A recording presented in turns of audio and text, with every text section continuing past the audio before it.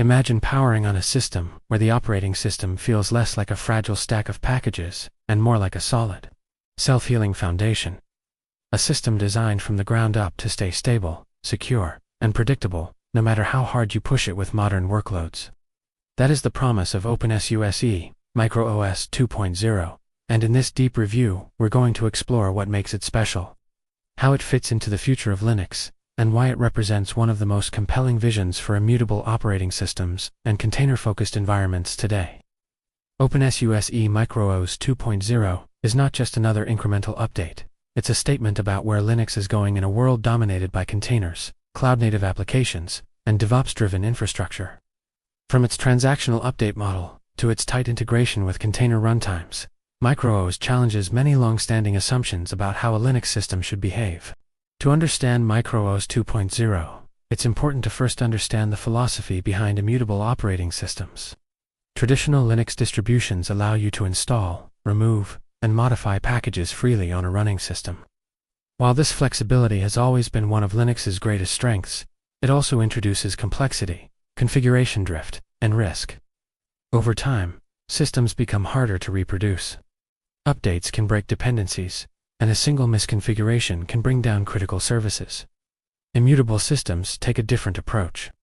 Instead of modifying the running system directly, updates are applied as atomic snapshots.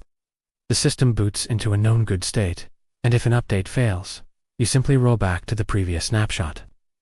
openSUSE MicroOS embraces this concept fully, building on the powerful Btrfs file system and transactional update tooling that openSUSE has been refining for years. MicroOS 2.0 takes everything that worked in earlier versions and refines it for modern production use. The core system is read-only by default, meaning the base OS cannot be altered accidentally or by malicious actors. Updates are applied in the background as a new snapshot and only activated on reboot. This may sound inconvenient at first, but in practice it creates a level of reliability that traditional systems struggle to match. You always know exactly what state your system is in, and reboots become a controlled, predictable part of the update process, rather than a risky last resort. For servers, edge devices, and container hosts, this approach is incredibly powerful. One of the most significant improvements in MicroOS 2.0 is how seamless and polished the transactional update experience has become. Updates are fully automated by default, using systemed timers to regularly check for new snapshots. When updates are available, they are applied quietly in the background without interrupting running workloads. On the next reboot, the system simply switches to the new snapshot. If something goes wrong, rolling back is as simple as selecting the previous snapshot at boot time. This creates a safety net that dramatically reduces downtime and operational stress. For administrators managing fleets of systems, this model scales beautifully, as every node behaves predictably and consistently. Container workloads are where MicroOS 2.0 truly shines. The distribution is designed first and foremost as a container host, whether you're using Docker, Podman, or Kubernetes. Instead of installing applications directly on the host system, you run everything in containers. This separation keeps the host minimal and stable, while allowing applications to be updated, replaced, or scaled independently. MicroOS includes container runtimes out of the box and is optimized to work seamlessly with orchestration tools. The result is a clean, modern workflow that aligns perfectly with DevOps best practices. Kubernetes users, in particular, will appreciate how well MicroOS fits into a cluster environment. Because the OS is immutable and updates are transactional, nodes can be updated with minimal risk. You can drain a node, reboot into a new snapshot, and bring it back online with confidence that it will behave exactly like every other node in the cluster. This consistency is critical for large-scale deployments, where even small differences between nodes can lead to subtle and hard-to-debug issues.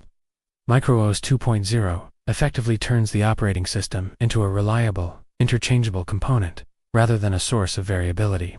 Security is another area where MicroOS 2.0 makes a strong case for itself. A read-only root file system significantly reduces the attack surface. Even if an attacker gains access, their ability to persist changes on the system is severely limited. Combined with regular automated updates, this creates a system that is always up to date with the latest security patches. openSUSE also integrates SI Linux and AppArmor technologies, allowing administrators to enforce strict security policies around container workloads. In an era where security breaches are increasingly common and costly, this layered approach to system integrity is more important than ever.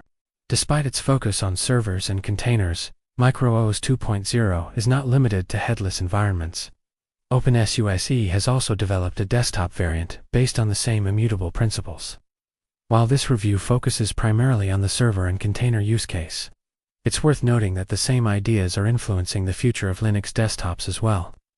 Atomic updates, rollback capabilities, and a clean separation between the base system and applications are becoming increasingly attractive for end users who value stability over constant tinkering. MicroOS 2.0 serves as a proving ground for these ideas. One of the common concerns with immutable systems is flexibility. Critics often worry that a read-only-based system will make customization difficult or limit what you can do. MicroOS addresses this by encouraging a shift in mindset rather than removing flexibility altogether. Instead of modifying the base system, you extend it using containers or, when absolutely necessary, transactional updates that create a new snapshot. This approach may feel unfamiliar at first, especially to longtime Linux users who are used to editing configuration files directly. However, once you adapt to the workflow, it becomes clear that you are trading a small amount of convenience for a significant gain in reliability and reproducibility. Performance is another area where MicroOS 2.0 performs surprisingly well. Because the base system is minimal and optimized, it uses fewer resources than many traditional distributions. Boot times are fast, and the overhead of transactional updates is minimal thanks to Btrfs's efficient snapshotting.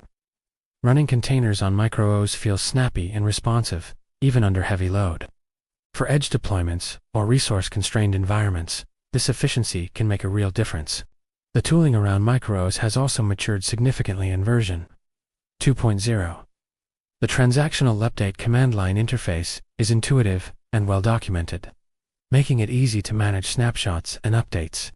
Integration with systems is deep and well thought out, allowing services to behave predictably across updates and reboots. Logging and monitoring tools work as expected, and because the system state is consistent, diagnosing issues often becomes easier rather than harder. When something goes wrong, you know that it's likely an application-level issue rather than a mysterious OS-level change. Community and ecosystem support are also important factors to consider. openSUSE has a long history of innovation in the Linux space, and MicroOS builds on that legacy. The community around MicroOS may be smaller than that of more mainstream distributions, but it is highly focused and knowledgeable. Documentation is thorough, and because MicroOS shares many components with other openSUSE projects, you benefit from a broader ecosystem of tools and expertise. As container-based workflows become more common, interest in MicroOS continues to grow, and with it, community contributions and real-world success stories. Comparing MicroOS 2.0 to other immutable Linux distributions is inevitable. Projects like Fedora, CoreOS, Flatcar Linux, and Ubuntu Core all explore similar ideas, but MicroOS brings its own unique strengths to the table. Its use of Btrfs for snapshot management is particularly powerful, offering fine-grained control and robust rollback capabilities. The tight integration with openSUSE's tooling and package ecosystem also sets it apart. For users already familiar with openSUSE or SUSE-based environments, MicroOS feels like a natural evolution rather than a radical departure. That said, MicroOS 2.0 is not a one-size-fits-all solution. For traditional desktop users who enjoy customizing every aspect of their system, or for environments where applications are still installed directly on the host, MicroOS may feel restrictive. It demands a modern container-first mindset and rewards those who embrace it. In return, you get a system that is easier to maintain, more secure, and better suited to the realities of modern infrastructure. One of the most compelling aspects of MicroOS 2.0 is how it aligns with the broader trends shaping the future of computing. As applications become more distributed and infrastructure becomes more automated, the role of the operating system is changing. Instead of being a constantly evolving environment, the OS becomes a stable platform on which applications run.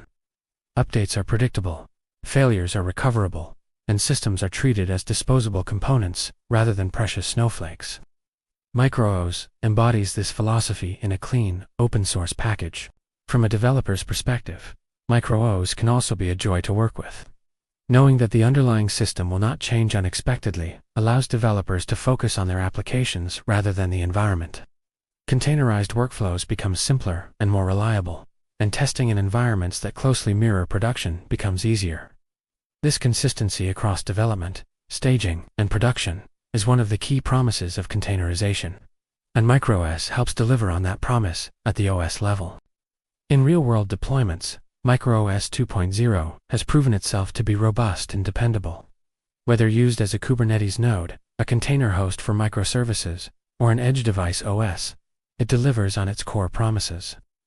Administrators report fewer surprises during updates, faster recovery from issues, and greater confidence in the stability of their systems. These benefits may not always be flashy, but they are invaluable in production environments where reliability is paramount. Looking ahead, the future of MicroOS looks bright. As more organizations adopt container-native architectures, the demand for immutable, transactional operating systems will only grow. openSUSE continued investment in MicroOS suggests that it sees this project as a key part of its long-term strategy. With each new release, the experience becomes more polished, more accessible, and more powerful. MicroOS 2.0 feels less like an experiment and more like a mature, production-ready platform. In conclusion, openSUSE MicroOS 2.0 represents a bold and thoughtful vision for the future of Linux. By embracing immutability, transactional updates, and container-first workflows, it addresses many of the pain points that have plagued traditional systems for decades. It challenges users to rethink how they interact with their operating systems, but it rewards that shift with unparalleled stability, security, and predictability. For anyone serious about modern infrastructure, container workloads, or the future of Linux itself, MicroOS 2.0 is not just worth a look, it's worth serious consideration.